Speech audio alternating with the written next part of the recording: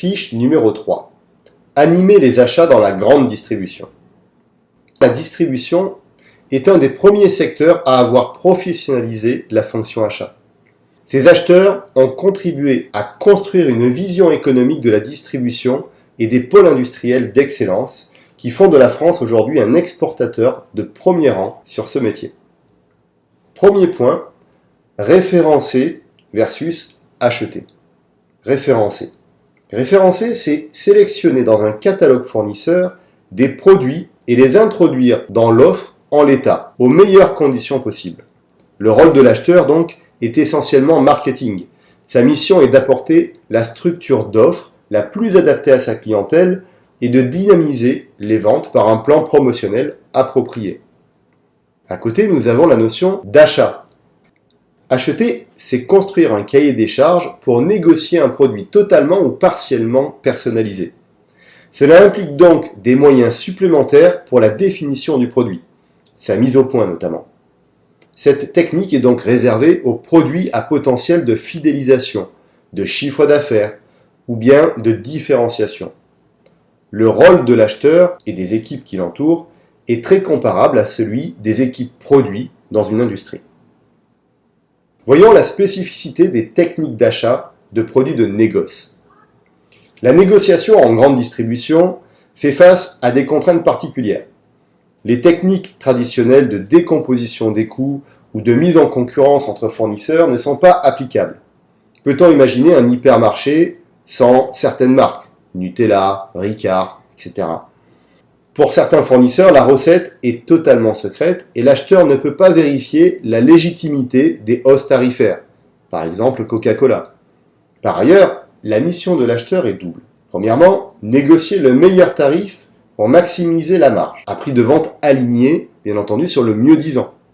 Deuxième point, négocier des promotions motivantes pour les consommateurs. L'acheteur est alors aussi vendeur de la puissance promotionnelle de son ancienne. Le chemin de négociation que nous proposons s'articule autour de cette double contrainte. Phase 1, obtenir la meilleure rentabilité de la ligne produit à prix aligné avec la concurrence. Et phase 2, proposer des investissements promotionnels pour dynamiser la ligne produit dans les magasins. Revenons sur la première phase, maximiser la rentabilité à prix aligné sur la concurrence.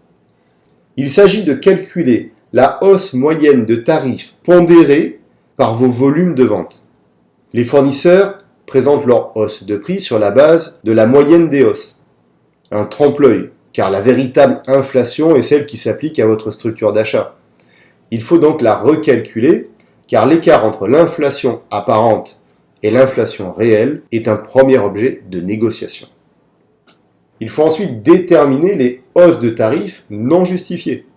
L'acheteur peut recouper les informations entre fournisseurs concurrents et auprès du département marque propre pour contrôler la légitimité des demandes. Par ailleurs, si la répercussion des coûts matières est inévitable, ce qui arrive dans des périodes d'inflation, d'autres demandes peuvent être discutables. Est-ce que ce ne sont pas les gains de productivité qui doivent financer, par exemple, les hausses de salaire ou la dérive de certains frais fixes? D'autres demandes vous semblent non recevables. Ce n'est pas la dérive tarifaire, donc c'est le client final qui devrait donc financer de nouveaux investissements promotionnels. Autre sujet de discussion, c'est de chiffrer les corrections de marge. Le fournisseur a besoin de marge, le distributeur également. Certains fournisseurs sont moins rentables que d'autres. C'est un objet de négociation, car l'acheteur a intérêt à privilégier les fournisseurs les plus rentables. À charge pour les fournisseurs sous-performants de compenser l'insuffisance de leurs résultats par une offre améliorée.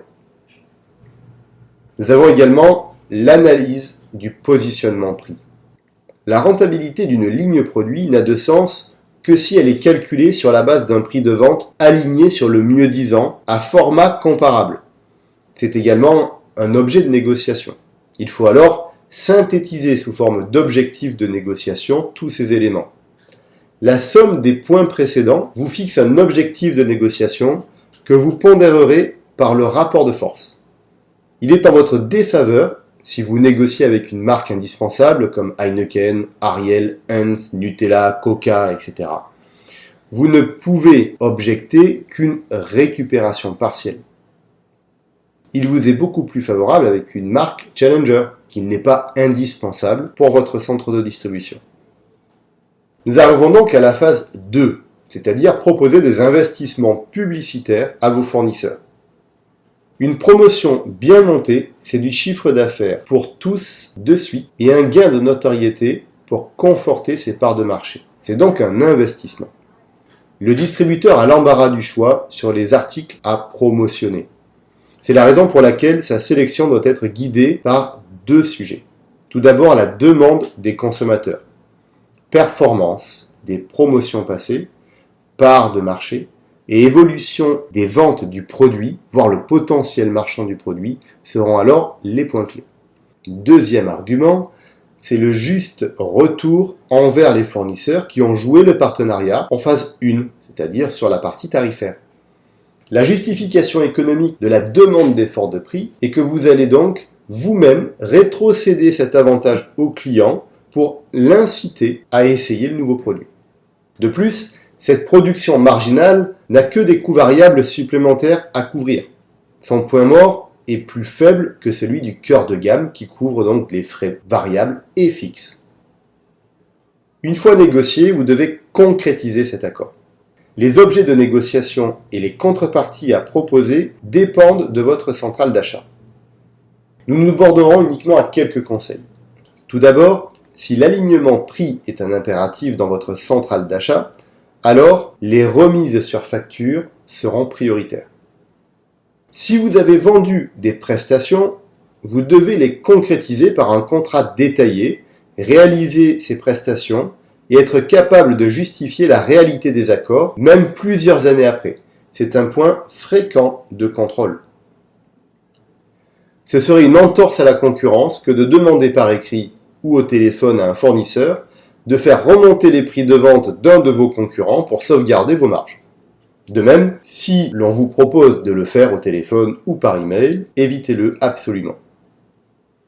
Attention également aux conditions générales de vente, les CGV, des fournisseurs.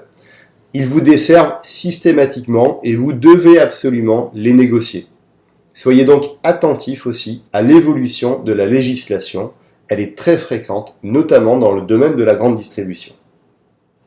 Un des achats particuliers dans le domaine de la grande distribution sont les achats de marques distributeurs, les MDD. Les produits de marque distributeur sont un axe essentiel de la stratégie de chaque enseigne. À travers sa marque de distributeur, chaque enseigne cherche à se différencier et à asseoir ses marges. Premièrement, cela permet d'avoir une stratégie de différenciation et de fidélisation. Profitant donc d'une fine connaissance de ses consommateurs, l'enseigne est bien placée pour concevoir une offre adaptée en termes de rapport qualité et prix. Certaines suppriment même parfois les marques nationales au profit de leurs marques distributeurs, par exemple Decathlon ou les surgelés Picard. L'acheteur et son équipe se placent en véritables chefs de produit et conçoivent des solutions originales. Deuxième point, c'est la stratégie de placement prix et de maximisation de la marge. Cette stratégie repose sur la conception d'un produit directement inspiré des caractéristiques du produit leader. En offrant un prix de vente décalé de moins 20% par rapport au leader, l'enseigne offre une alternative intéressante aux consommateurs. Dans les deux cas, le travail de l'acheteur est de garantir un bon standard qualitatif à prix positionné et une marge généralement au moins supérieure à la moyenne du rayon. Un acheteur gère donc un portefeuille de familles de produits qui correspondent souvent à un rayon ou à une partie d'un rayon, par exemple l'acheteur liquide, l'acheteur bazar, l'acheteur charcuterie, etc. Il planifie ses appels d'offres sur un rythme bi- ou triannuel, car les délais d'approvisionnement sur les marchés sont parfois très longs et doivent être amortis sur une plus longue période. Par exemple, le développement de produits cosmétiques nécessitant des tests en cosmétologie, etc. L'acheteur élabore le cahier des charges avec des interlocuteurs internes, notamment la qualité et le marketing. Il lance les appels d'offres auprès de fournisseurs ciblés, il participe à la sélection des produits, travaille à l'optimisation de la logistique et négocie les accords avec les fournisseurs. Ensuite, pendant la durée du contrat, l'acheteur sera l'interface entre le fournisseur et le distributeur. L'acheteur de marque de distributeur travaille avec des chefs de produits marketing ou peut avoir lui-même cette fonction. Il est alors acheteur chef de produit. Mais dans tous les cas, il travaille avec des responsables qualité car pour ces produits, les distributeurs sont garants de la qualité et associent souvent leur marque, c'est-à-dire leur enseigne, à celle de ces produits. Une autre typologie d'achat dans la grande distribution, ce sont les achats de premier prix. Un premier prix doit être économique et non déceptif par le consommateur. Les clés de la réussite pour l'acheteur sont donc d'essentialiser le produit et son environnement, comme le packaging, le service, aux besoins de base du produit. De traquer toutes les sources d'économie possibles, la meilleure étant l'effet volume. Il est fréquent que les premiers prix soient négociés pour plusieurs enseignes ou mutualisés avec des produits de marques de distributeurs comparables. Il s'agit aussi de confier les volumes à des usines super performantes, souvent spécialisées en France ou à l'étranger. Les achats de premier prix sont souvent confiés à l'acheteur de marques de distribution car les problématiques de rapport qualité-prix sont très comparables. Vient ensuite les achats non alimentaires. Les produits non alimentaires sont organisés comme les achats alimentaires, mais le poids des marques nationales est moins important. Les enseignes vont développer des produits à leur marque et structurer leur assortiment avec la marque leader ou un ou deux challengers. Beaucoup de produits non alimentaires sont caractérisés par une forte saisonnalité. Le textile par exemple, Noël, la rentrée des classes. Ils sont gérés sous forme de collections saisonnières qui expriment le positionnement marketing de l'enseigne. Enfin, les produits non alimentaires sont en grande partie des produits importés d'Asie. Cela implique des compétences complémentaires, une communication interculturelle, la gestion du sourcing, la gestion des approvisionnements, etc. Aujourd'hui, la plupart des enseignes utilisent des bureaux de sourcing dans les principales zones de production pour relayer les acheteurs en centrale d'achat et assumer les tâches logistiques quotidiennes et souvent locales, comme le suivi de commandes, la conformité, les déclarations en douane, le tracking des produits, etc. Le grand import permet souvent des économies substantielles à l'achat, mais il impose aussi des coûts accessoires très importants, la logistique, la non-conformité, le financement des stocks, le délai de mise en œuvre, le manque de réactivité. On peut pronostiquer un retour au moins partiel à de l'import de proximité, notamment Europe centrale, Turquie, Maghreb, notamment pour des produits de mode. C'est donc à l'acheteur de lancer cette réflexion en fonction du contexte économique. Venons-en maintenant aux grandes étapes du référencement. Tout d'abord, définir la structure de gamme. Dans un premier temps, le category manager, éventuellement aidé par le responsable des études et les merchandisers, définissent la structure de gamme et la politique promotionnelle sur une famille produit dans le respect de la politique marketing de l'enseigne. Il est souvent jugé sur le chiffre d'affaires et sur la rentabilité de sa catégorie. Il faut ensuite sélectionner les fournisseurs. L'acheteur sélectionne les fournisseurs possibles et propose les produits à intégrer. Il négocie et arbitre en accord avec le category manager. Il est jugé sur la rentabilité globale de son portefeuille fournisseur et sur la bonne mise en œuvre des accords. L'acheteur doit parvenir à un accord, généralement par exemple, avant le 1er mars. Il doit tenir compte également des textes législatifs, c'est-à-dire les textes qui vont encadrer les négociations. Les négociations de marque nationales sont encadrées par des lois depuis de nombreuses années. Chaque loi a modifié les principes de négociation pour l'acheteur. La loi Galland, ou la loi sur la loyauté et l'équilibre des relations commerciales, a été votée le 1er juillet 1996. Il est entré en vigueur le 1er janvier 1997. Cette loi visait notamment à protéger les petits fournisseurs face à la grande distribution, en interdisant aux distributeurs de répercuter l'intégralité des rémunérations reçues de la part des fournisseurs dans les prix de vente. Cette loi pénalisait la vente à perte et redéfinissait la notion de seuil de revente à perte, le fameux SRP, en identifiant donc les marges avant, répercutables ou non dans le prix de vente et dans les marges arrière. Durant cette période, l'acheteur de marque nationale est un négociateur de ligne de remise. et de ristournes, jonglant entre la marge avant et la marge arrière. Suite à une enquête, la loi Galland est complétée par une loi titrée la loi PME, ou dite la loi Dutreil II, du 2 août 2005. Elle a pris effet le 1er janvier 2006 en modifiant notamment l'article 442-2 du Code de commerce, donnant la possibilité aux distributeurs de réincorporer dans le prix de revient tous les autres avantages financiers, notamment les marges arrière, dépassant 20% en 2006, puis 15% en 2007. En août 2008, la loi de modernisation de l'économie avait pour objectif de développer la concurrence et de faire baisser les prix. La loi donc assouplit la négociabilité des conditions de vente et permet aux fournisseurs de varier leurs prix en fonction des distributeurs. Les marges arrière, la contribution que le fournisseur versait au distributeur pour que ses produits soient présentés en rayon, sont abolies. Les délais de paiement aux fournisseurs sont également raccourcis. Un système qui a fait naître également des sanctions renforcées. Celui-ci est en effet plus dissuasif pour empêcher les abus de puissance d'achat ou de vente. Les sanctions sont renforcées. Par exemple, l'amende civile peut être portée au triple du montant des sommes indûment perçues et le juge peut infliger des astreintes journalières. Cela nécessite donc une organisation de la centrale d'achat totalement adaptée à ce contexte spécifique à la grande distribution. Les grands groupes de distribution ont organisé leurs achats au sein de centrales d'achat.